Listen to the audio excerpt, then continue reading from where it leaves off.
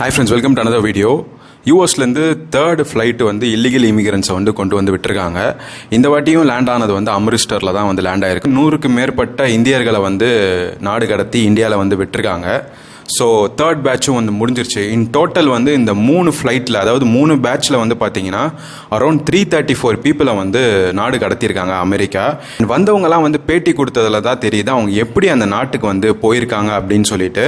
So அதை பற்றி தான் நம்ம இந்த வீடியோவில் பார்க்க போகிறோம். ஃப்ரெண்ட்ஸ், இந்த இல்லீகல் இமிகிரன்ஸ் வந்து அமெரிக்காவுக்கு போனது எப்படின்னு பார்த்தீங்கன்னா, அதுக்கு வந்து பேர் வந்து டங்கி ரூட் அப்படின்னு சொல்கிறாங்க. டங்கி ரூட் இல்லைனா வந்து அது பேர் டாங்கி ரூட். அதாவது கழுதப்படாத பாடுபட்டு தான் அந்த இடத்துக்கு போகணும், அதாவது அமெரிக்காவுக்குள்ளே போகணும் அப்படிங்கிறது தான் அதோட அர்த்தம்.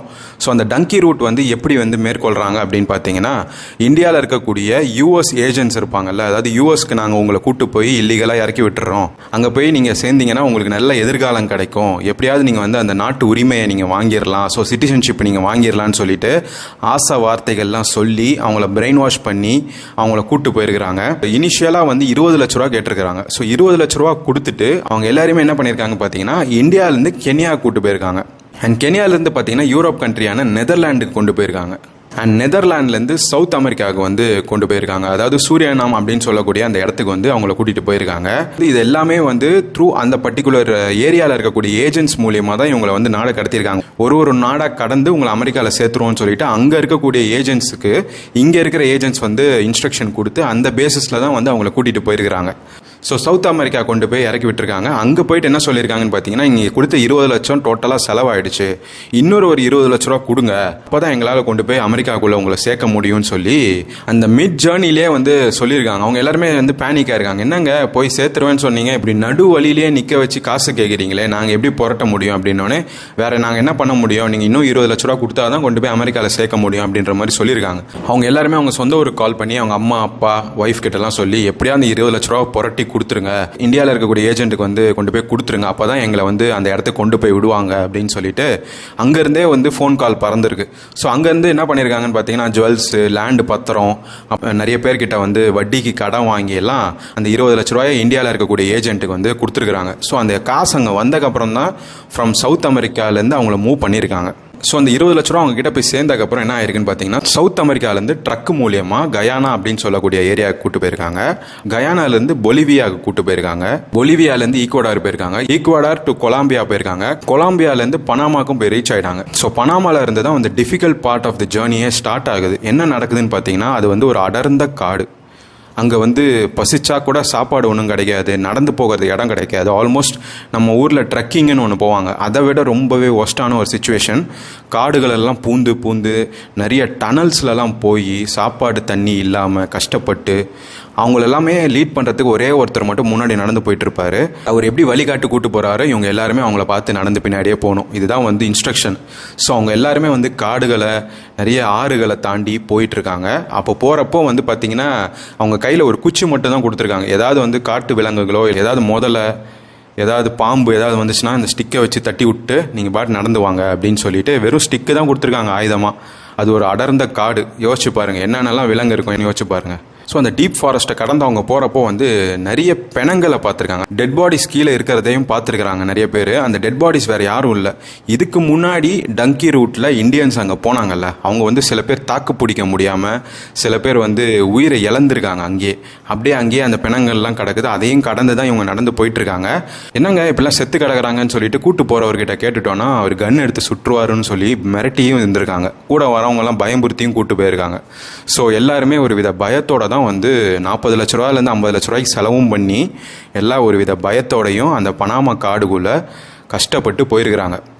ஏன் இந்த ஒரு சிரமம், எதுக்கு இந்த மாதிரி வேலைங்கிறது தெரியல. ஏன் இப்படிலாம் பண்ணணும், இதுவே தப்புன்றது தெரியுதா, ஏன் இவ்வளோ கஷ்டப்பட்டு போகிறாங்கன்றது எனக்கு விளங்கலை. அதுக்கப்புறம் வந்து பார்த்தீங்கன்னா ஒரு வித ஸ்ட்ரகிள்க்கு அப்புறம் வந்து அவங்க எப்படியோ போய் மெக்சிகோ பார்டரை ரீச் ஆயிடுறாங்க. அப்படியே வந்து அந்த பார்டரை கிராஸ் பண்ணி அமெரிக்காவுக்குள்ளே போயிட்டா எப்படியா சிட்டிசன்ஷிப் கிடச்சிரும்னு சொல்லிட்டு அந்த நேரம் பார்த்து தான் டொனால்ட் ட்ரம்ப் அவர்கள் வந்து பதவி ஏற்றிருக்காரு. அதாவது ஜனவரி 20 கரெக்டாக வந்து அவர் ஆட்சி வந்தோடனே டிபோர்டேஷன் அப்படின்னு சொல்லிட்டு உத்தரவு கொடுத்துட்டாரு. யூஎஸ் அஃபிஷியல்ஸ் மெக்சிகோ பார்டர்லேயே அவங்கள பிடிக்கிறாங்க. பிடிச்சி ஸ்ட்ரைட்டாக கூட்டு போய் ஒரு முகாமில் தங்க வைக்கிறாங்க. முகாமில் வந்து கை விலங்கு கால் விலங்கு எல்லாமே கட்டப்படுது. மோஸ்ட்டாக இங்கேருந்து போனவங்க வந்து பஞ்சாப், ஹரியானா, குஜராத்தை சேர்ந்தவங்க தான். ஸோ மோஸ்ட் ஆஃப் பஞ்சாபிஸ் வந்து தலையில் வந்து டர்பன் போட்டிருப்பாங்கல்ல, அது வந்து அவங்களோட ஒரு ப்ரைடான ஒரு விஷயம். ஸோ அவங்க என்ன பண்ணியிருக்காங்கன்னா யூஎஸ் அஃபிஷியல்ஸ் வந்து அந்த டர்பன் எல்லாம் கழட்ட சொல்லியிருக்காங்க. டர்பன் எல்லாம் கழட்டிட்டு வெறும் ஷார்ட்ஸு, டிஷர்ட்ஸு இந்த மாதிரி தான் வந்து போட அலோவ் பண்ணியிருக்காங்க. ஷூ போட சொல்லியிருக்காங்க. பட் ஷூவில் இருக்கக்கூடிய லேஸையும் கழட்டிட்டாங்க.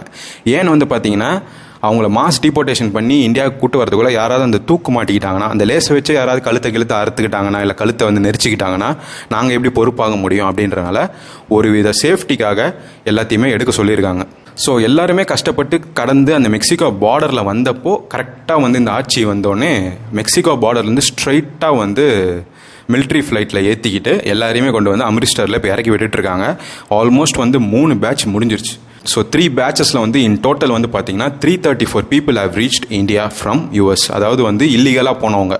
ரீசெண்டாக நம்ம பாரத பிரதமர் ஸ்ரீ நரேந்திர மோடிஜி அவர்கள் வந்து ட்ரம்ப் அவர்களை போய் மீட் பண்ணிட்டு வந்தார். அதை தொடர்ந்து இன்னும் 2 பேட்சும் வந்துருச்சு. In total 3 batch of illegal immigrants இந்தியாவுக்குள்ள வந்தாச்சு. அண்ட் அது மட்டும் இல்லாமல் இன்னைக்கு வந்து பார்த்தீங்கன்னா பாரிஸ், அதாவது பிரான்ஸில் வந்து பார்த்தீங்கன்னா ஒரு முக்கியமான ஒரு ஆலோசனை கூட்டமும் நடந்திருக்கு. எதுக்குன்னா யூஎஸ் பிரசிடென்ட் ட்ரம்ப் அவர்கள் வந்து ரஷ்யா கூட தான் பேச்சுவார்த்தை நடத்த போறதா சொல்லியிருந்தாரு. யுக்ரைன் கிட்ட பேச மாட்டேன் அப்படிங்கிற மாதிரி சொல்லியிருக்காரு. ஸோ என்ன ஆயிருக்குன்னு பார்த்தீங்கன்னா யுக்ரைனுக்கு சப்போர்ட் பண்ணி நிறைய யூரோப்பிய நாடுகள்லாம் வந்து இன்னைக்கு பிரான்ஸில் வந்து கூட்டம் கூடியிருக்காங்க.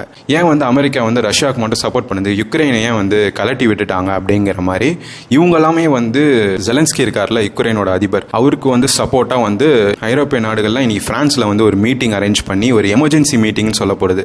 ஸோ அந்த எமர்ஜென்சி மீட்டிங்ல வந்து நிறைய முடிவுகள் வந்து எடுக்கப்பட்டதாகவும் சொல்லப்படுது.